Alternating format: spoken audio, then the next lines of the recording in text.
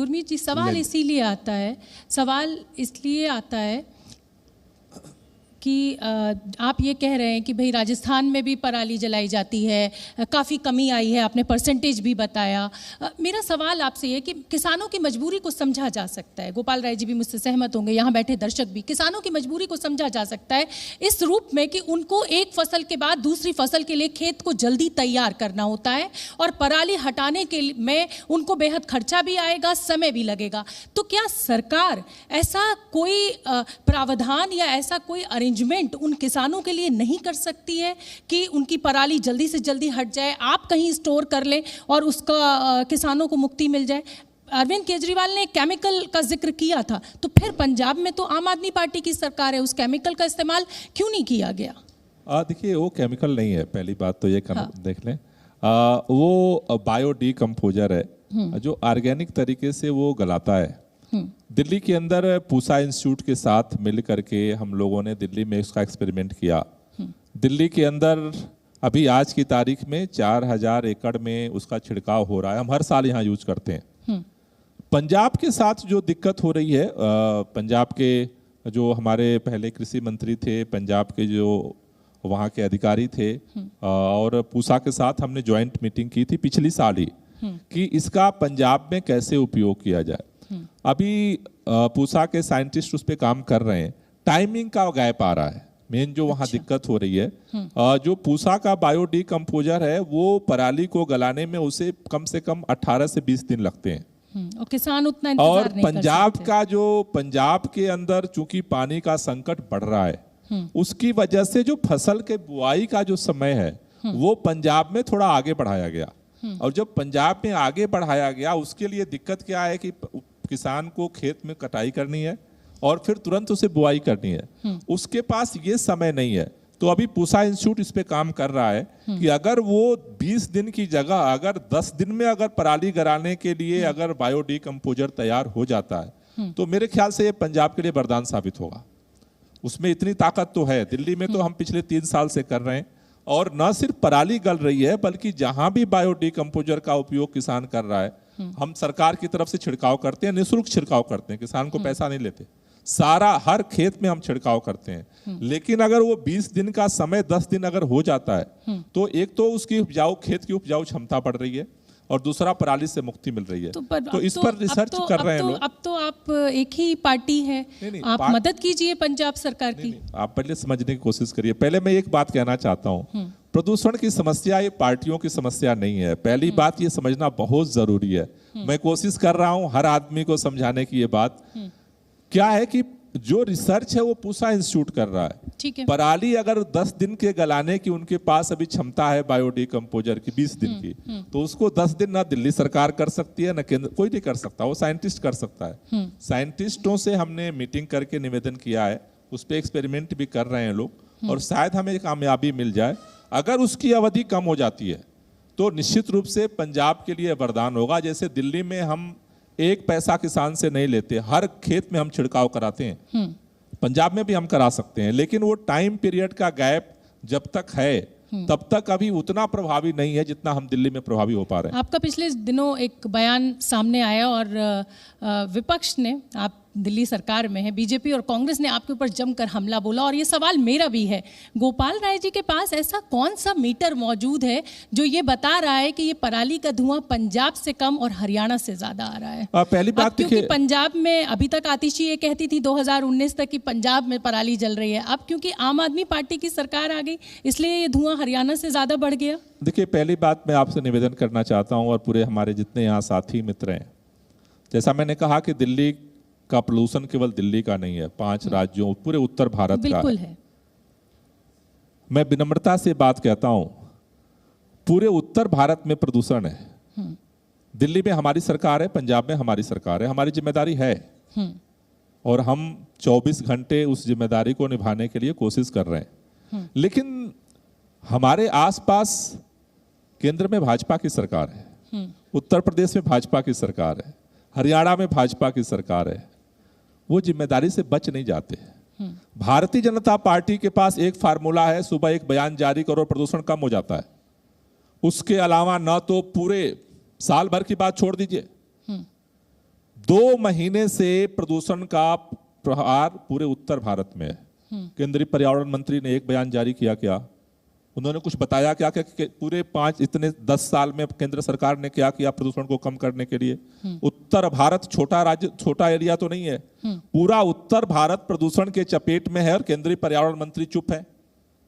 उत्तर प्रदेश का पर्यावरण मंत्री चुप है, कोई सवाल नहीं पूछता। हरियाणा का पर्यावरण मंत्री कौन है, किसी को पता भी नहीं है। राजस्थान का पर्यावरण मंत्री कौन है, किसी को पता भी नहीं है। क्या कर रहे हैं सारे? इस पैनल के बाद उत्तर प्रदेश के पर्यावरण मंत्री भी, हमारे ट्रांसपोर्ट मिनिस्टर हमारे साथ होंगे और हरियाणा के मंत्री भी होंगे। मैं उनसे पूछिएगा, जो सवाल आप पूछ रहे हैं वो मैं जरूर क्या कह रहा पूछा हूं, मैं ये बात कहना चाहता हूं। देखिए, दिल्ली के अंदर हम काम कर रहे हैं और मैं जिम्मेदारी से कहना चाहता हूं, ये मैंने कई बार कहा है, केंद्रीय पर्यावरण मंत्री से भी मैंने निवेदन किया कि आप ज्वाइंट मीटिंग बुलाइए। केंद्रीय पर्यावरण मंत्री ज्वाइंट मीटिंग बुलाने तक को तैयार नहीं होते हैं। जहां तक पंजाब की बात है, पंजाब की समस्या पराली की पहले भी थी, जैसा मैंने कहा, व्हीकल पोल्यूशन, डस्ट पोल्यूशन, पराली का पोल्यूशन, पटाखों का पोल्यूशन, बायोमास बर्निंग, ये 5 कारण होते हैं जो ठंड के मौसम में प्रदूषण के स्तर को बढ़ाते हैं। उसमें से एक पराली है। लेकिन हम जिम्मेदारी के साथ कहना चाहते हैं, 1 साल में 10 साल में जो पंजाब की सरकार काम नहीं कर पाई, 1 साल के अंदर 50% से ज्यादा पराली जलने की घटना पंजाब सरकार ने कम किया है।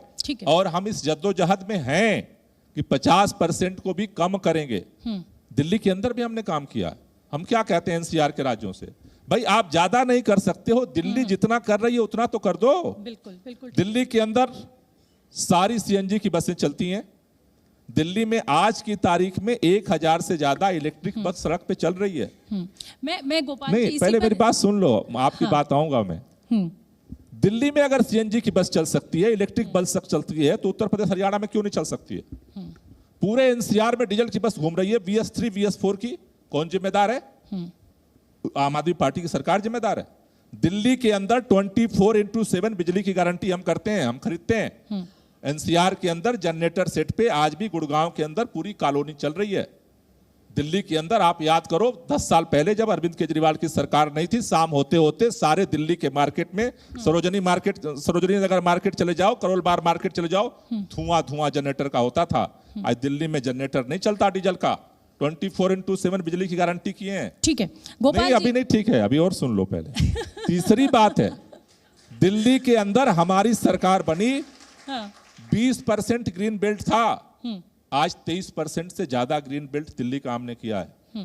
दिल्ली के अंदर जितनी भी पोल्यूटेड इंडस्ट्री थी, देश का पहला राज्य है, 100% हमने पोल्यूटेड इंडस्ट्री को जो है नेचुरल गैस में चेंज कर दिया। मैं इसीलिए मैं आपके अच्छे किए हुए कामों से बिल्कुल इनकार नहीं कर रही। एक लाइन और, जो काम हम दिल्ली में कर रहे हैं वो एनसीआर में दूसरे राज्य की सरकारें क्यों नहीं कर सकती और कौन उनका जिम्मेदार है? ठीक है, तो आप बतौर आम आदमी पार्टी के मंत्री दिल्ली के बड़ा सवाल ये पूछ रहे हैं कि जब दिल्ली सरकार इतना काम कर सकती है, तो जो आसपास के राज्य हैं जिसमें आप कहते हैं कि बीजेपी की सरकार है वो नहीं कर रही है, तो क्यों नहीं कर रही है? ये बड़ा सवाल हम अगले सेशन में उठाएंगे।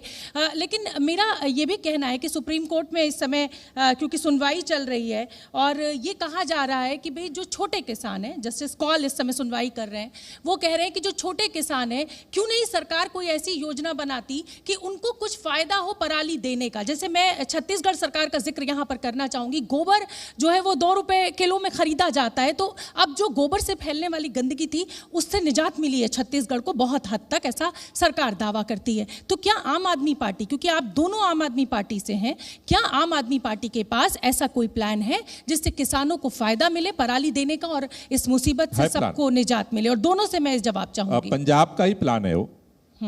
पिछले साल ही पंजाब सरकार ने ये प्लान बनाया, क्योंकि एक है कि पराली पैदा ही ना हो, उसके लिए भी वहां सरकार काम कर रही है। लेकिन जो पराली पैदा होती है किसान, उसको खत्म कैसे किया जाए? किसानों के सामने समस्या क्या है? केंद्र सरकार करोड़ों रुपए का बजट मशीन खरीदने के लिए दे रही है, लेकिन वो अनसाइंटिफिक है, अनप्रैक्टिकल है। किसानों की समस्या क्या है कि केंद्र सरकार पैसा भी दे रही है, राज्य सरकार पैसा भी दे रही है, लेकिन फिर किसानों को भी उसमें पैसा लगाना पड़ता है 25%। अब एक मध्यम वर्गीय किसान, एक गरीब किसान 25%, मान लो कि अगर 5 लाख की मशीन मिले, 25% कहां से लगाएगा? पंजाब सरकार ने एक प्रैक्टिकल सॉल्यूशन कहा कि भाई जो आप पैसा देते हो मशीन के लिए, उस पैसे को थोड़ा सा और बढ़ा दो, उसके बाद 50% आप दे दो, 25% पंजाब सरकार देगी, और 25% जो है उन्होंने दिल्ली सरकार से रिक्वेस्ट किया, हमारा उसमें रोल नहीं है कोई, केंद्र सरकार और राज्य का मसला है, लेकिन दिल्ली के लोग प्रभावित होते हैं। तो ये फार्मूला पंजाब सरकार ने निकाला कि जो पैसा दिया जाता है उस पैसे को जितने बिना सब किसानों से एक पैसा न लिया जाए, सरकारें उस पैसे को बियर करें, और सरकार की तरफ से जो भी पराली उनकी होती है उसके हिसाब से अगर उनको आर्थिक सहयोग दे दिया जाए, किसानों ने भी मांग की कि आर्थिक सहयोग अगर दे दिया जाए तो किसान जो है उसका प्रबंधन कर देंगे। ठीक है। जी न्यूज़।